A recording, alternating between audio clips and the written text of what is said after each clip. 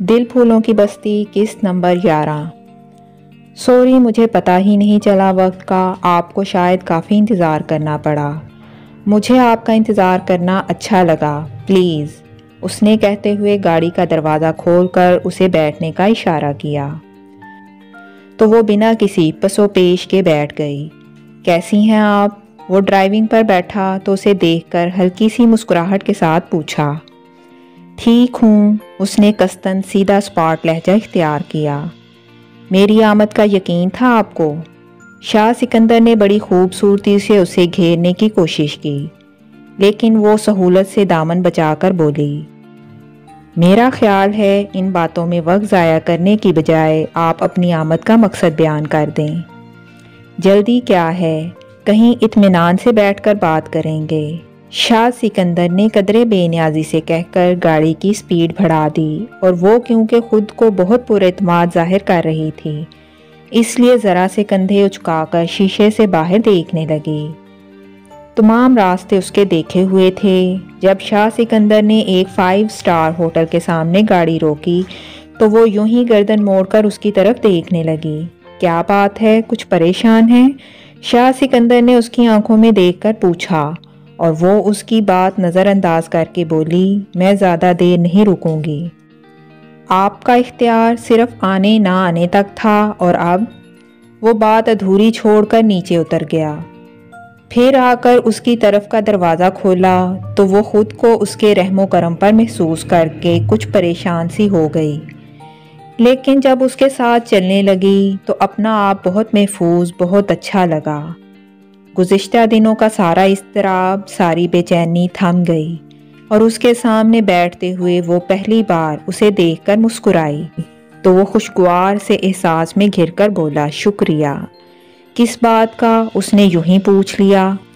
تمہاری مسکراہٹ نے میرے اس یقین پر مہر ثبت کر دی ہے آسیہ، کہ تمہاری زندگی میں اس مقام پر فائز ہو چکا ہوں جہاں مجھ سے پہلے کوئی تھا، نہ میرے بعد کوئی ہو سکتا ہے۔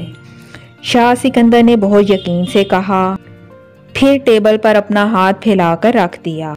اس نے دزدیدہ نظروں سے اس کے پھیلے ہوئے ہاتھ کو دیکھا اور سوچ کر کہنے لگی، میرے ہاتھ تھامنے سے پہلے سوچ لیجئے شاہ سکندر کہ میں کوئی بہت عام سی لڑکی نہیں ہوں۔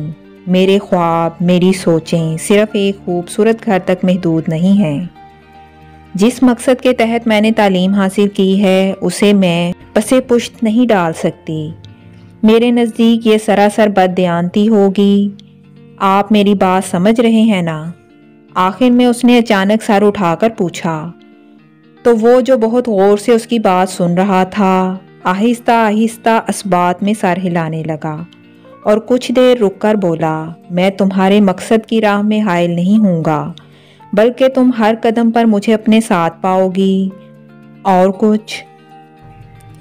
اور وہ کچھ کہنا چاہتی تھی کہ گلاس ڈور سے داخل ہوتی نبیلہ بھابی کو دیکھ کر الفاظ اس کے ہونٹوں میں ہی رہ گئے۔ نبیلہ بھابی اکیلی نہیں تھیں، ان کے ساتھ جو کوئی بھی تھا بہت بے تکلفی سے اس کی کمر میں بازو ڈالے ہوئے تھا، اور وہ یہ تو جانتی تھی کہ نبیلہ بھابی آزاد ماحول کی پروردہ آزاد خیال خاتون ہے، لیکن ان کی آزاد خیالی بے راہ روی کی حد چھو لے گی یہ اس کے گمان میں بھی نہیں تھا۔ کوئی اور اگر نبیلہ بھابی کے بارے میں ایسی بات کرتا تو شاید وہ کبھی یقین نہ کرتی، اور اپنی آنکھوں سے دیکھ کر بھی وہ جھٹلانے کی کوشش کر رہی تھی، لیکن سامنے منظر بہت واضح تھا۔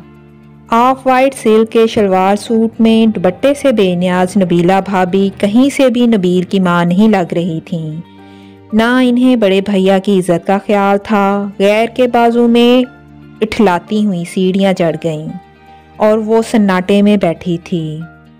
اے ڈاکٹر، تم کہاں کھو گئی؟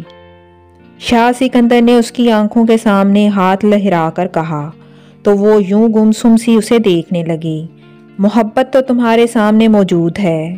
شاہ سکندر نے مسکرا کر اپنی بات پوری کی تو وہ ذرا سا چونکی، پھر غیر محسوس طریقے سے اپنے بالوں میں انگلیاں پھنسا کر سر کو ذرا سا جھٹکا دینے کے بعد کہنے لگی، میرا خیال ہے چلنا چاہیے۔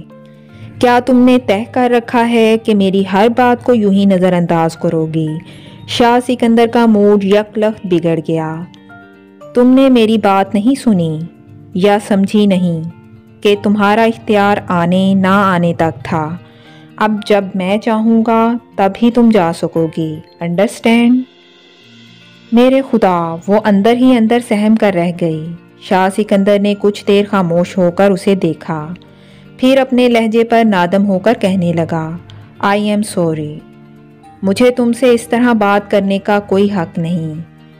اصل میں پلیز شاہ سکندر، وہ عاجزی سے ٹوک کر بولی، میں یہاں بہت ڈسٹرب ہو رہی ہوں، آپ میری کیفیت سمجھ نہیں سکتے، چلیں باقی باتیں راستے میں۔ اوکے تم چلو، میں آتا ہوں۔ وہ اس کی عاجزی نظر انداز نہیں کر سکا، بلکہ کچھ ٹھٹک سا گیا تھا۔ جب بھی فوراً اس کی بات مان کر جانے کا کہا تو وہ ممنون نظروں سے دیکھتی ہوئی جلدی سے باہر نکل آئی، اور شاہ سکندر کے آنے تک وہ خود پر قابو پا چکی تھی۔ شاہ سکندر کا ارادہ آسیہ کو گھر تک چھوڑنے کا تھا، لیکن وہ راستے ہی میں اتر گئی۔ تب اسے اگلی ملاقات کا دن طے کر کے وہ احمد حسن کے گھر کی طرف چل پڑا، جہاں سے اسے شہر بانو کو لینا تھا۔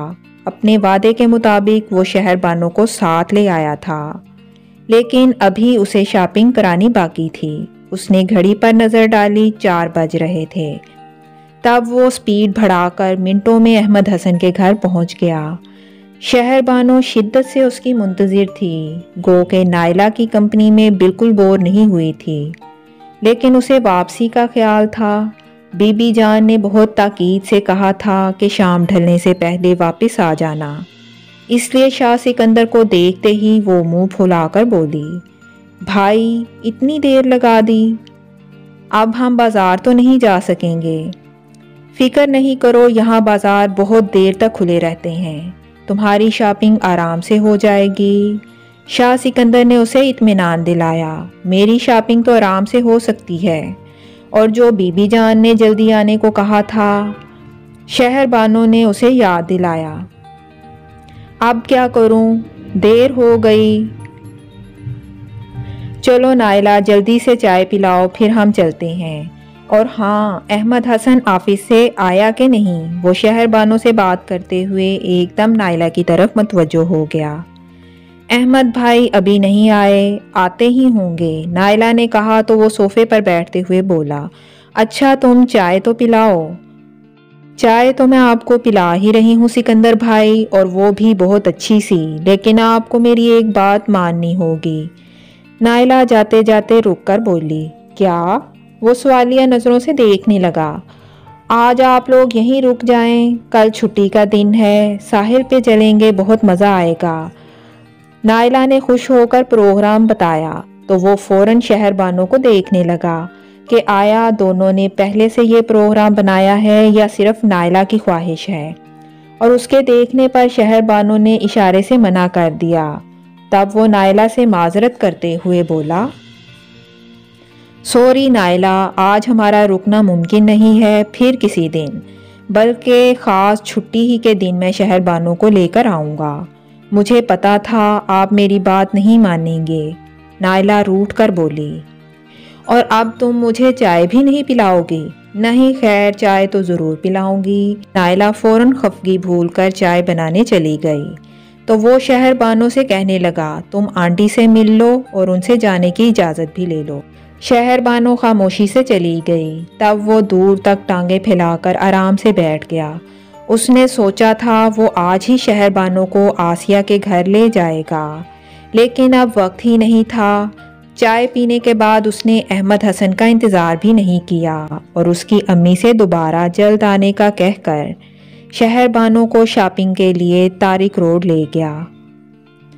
شہر بانو بی بی جان کے ڈر سے بہت جلدی کر رہی تھی، حالانکہ اس نے بار بار اطمینان دلایا کہ بی بی جان کی ناراضگی کو وہ خود فیس کر لے گا، وہ آرام سے خریداری کر لے، لیکن شہر بانو بہت جلدی فارغ ہو گئی۔ بس بھائی، مجھے اور کچھ نہیں لینا۔